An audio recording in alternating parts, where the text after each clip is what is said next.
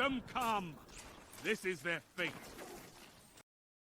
Thing that I kind of wanted to put back on everybody's mind. I don't know if Jalen watched it, but me and you, Josh, are pretty big Bayonetta fans. So, um, yeah, they finally gave it a release date. Y'all might hear me clickety clacking because I'm looking up stuff, but yeah, they finally got a release date. Josh, what you thinking, man? What we thinking about this Bayonetta 3 out of nowhere announcement with this very close release date?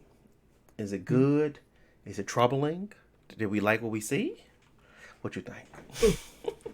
No, I think it looks good. I liked the first two Bayonetta games and Platinum in general. I like most of their games. I feel like Mm-hmm. they're always fun and creative with the stuff that they do. It's coming out this year, like into October-ish, I Yeah, think. October Which is 28th. yeah, and so that this game took a long time because I think they announced it like pretty early, like when the Switch came out, and so it's been Oh like yeah. 5, 6 years since they last talked about it, and they haven't really showed much other than like a two trailers. But from what I see, it's Bayonetta. They got more characters, more enemies, and I think it'll just be like a fun action game. Mm-hmm. Uh, Finally coming out on the Switch. So Yeah, man. It's 59.99, which is still good because Nintendo Switch still doing that price points or whatever. Um, it looked it really nice. My question is do you think this is like? I mean, this is not peak platinum. I'm just trying to figure out how they made it look decent because Bayonetta 2 wasn't that good looking. This one looked like it runs well and looks good. It was like Bayonetta 2 felt like it was like that middle step. Obviously, it came out on. Um, wasn't that game come out initially on Wii U?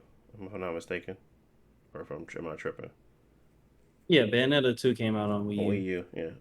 So, I guess when they ported it over, it didn't look the hottest, but the best or like the greatest. So, I'm assuming that they either built it up for the ground up from the Switch, or they actually are utilizing some uh, different hardware.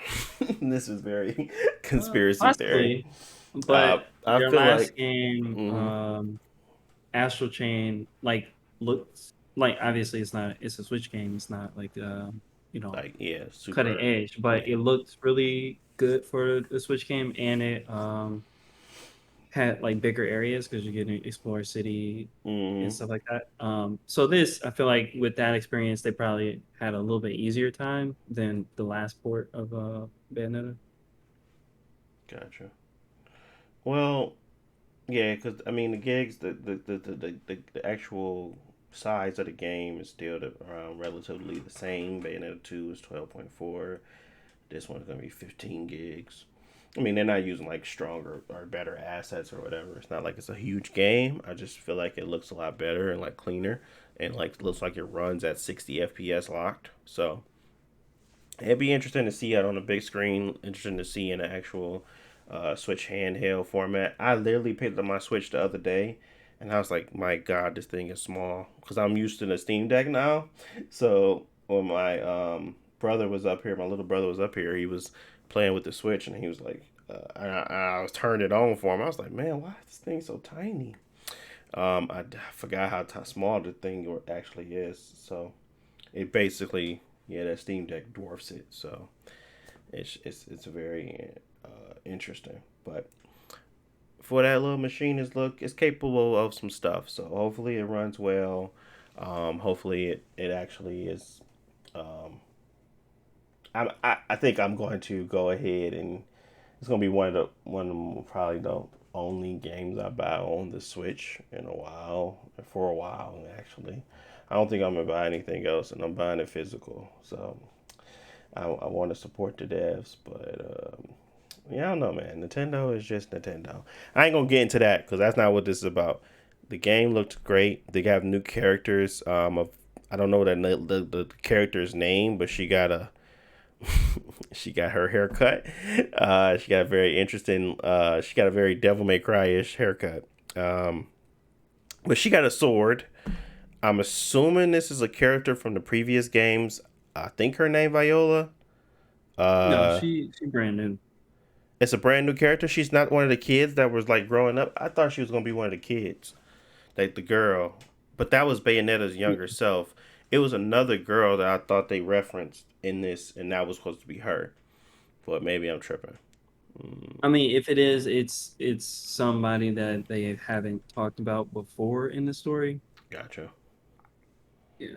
Okay. Well, she looks really cool too. So I'm interested in seeing what she can do differently than Bayonetta, but she's a witch as well, potentially. So I don't know. Looks cool.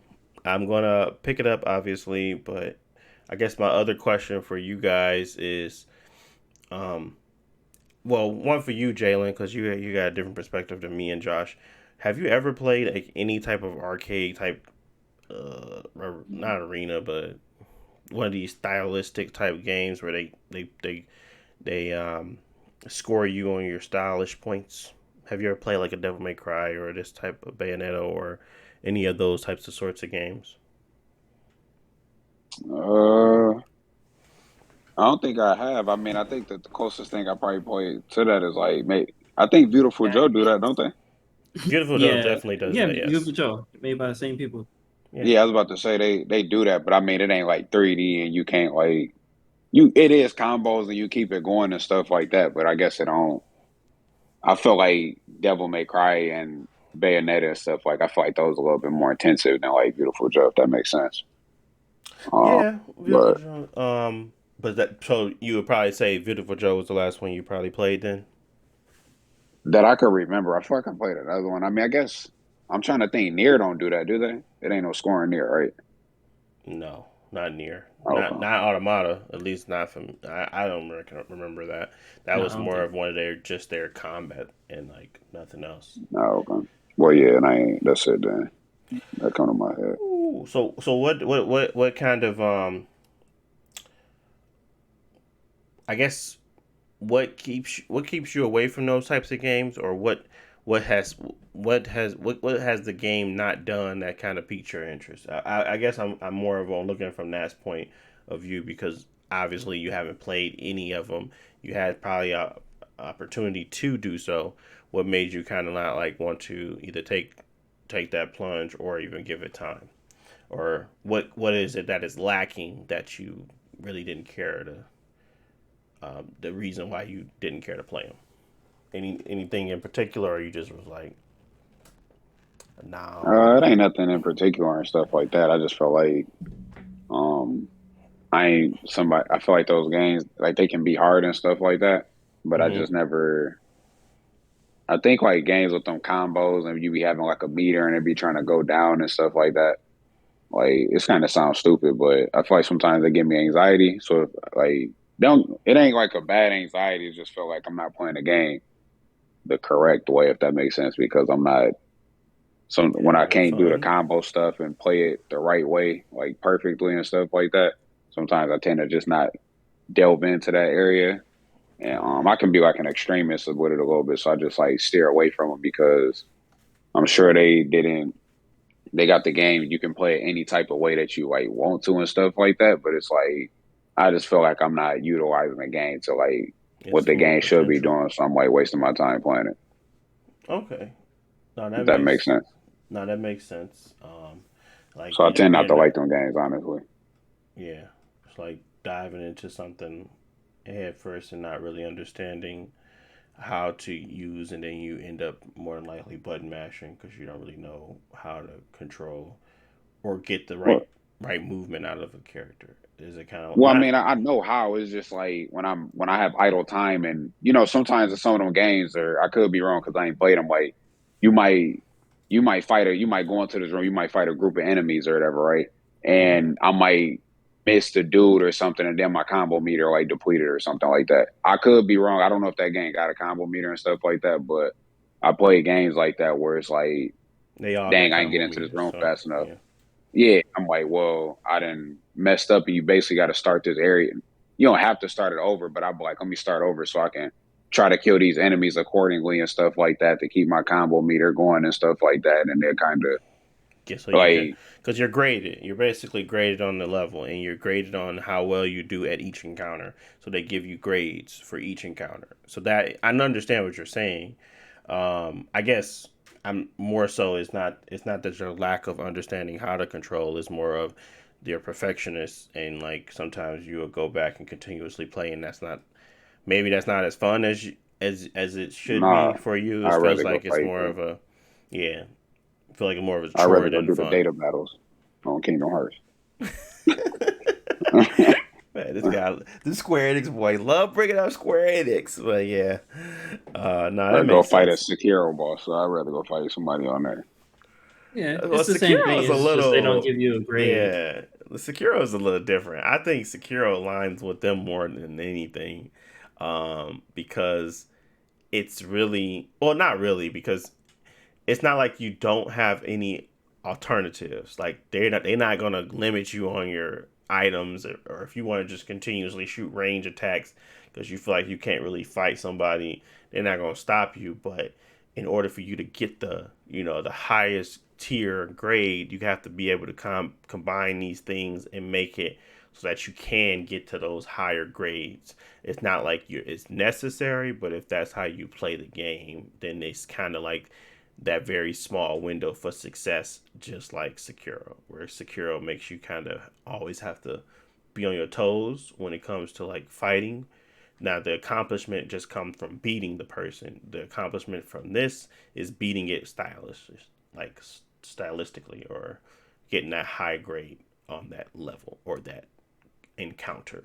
So it's a different way of how they grade you or how they make you feel like successful, but at the same time, it's kind of similar, more so than playing like a Kingdom Hearts or something like that, in my Yeah, opinion. and part of it, I just don't like the. My bad. I don't mean to answer the like take too long to answer the question. I just don't like games where you go through like a skill tree and unlock more combos and stuff, and you just remember the combos, the button mat. Like I don't really Yeah, like those games because it ain't. it I ain't. don't know. It ain't. It's just not interesting to me. It's too much to kill enemies and stuff like that. It's just I don't know, man. It's probably just a lack of satisfaction from what you're actually doing. Like if you don't feel satisfaction from that loop, then you're probably not going to enjoy it. Just like you don't feel any satisfaction from Borderlands loop. It's not like it's the same thing. So I get what you're saying though. That makes sense because sometimes it kind of turns me off to these certain games where I'm like Astral Chain is fun, it's interesting, but I just don't want to play it because it just felt like it was going down a path that I already seen before. So I wanted something new to happen. Astral Chain tried to make it where the things or the I don't know what they call them, but whatever those things are that you summon are the like unique part of the game, and I'm just like I'm not interested in doing this, so I didn't finish it. But it's not like it was a bad game. It just wasn't something that was it wasn't a satisfaction level to me of playing that through. So I get it. But yeah, Bayonetta's coming out October 28th. Pick it up.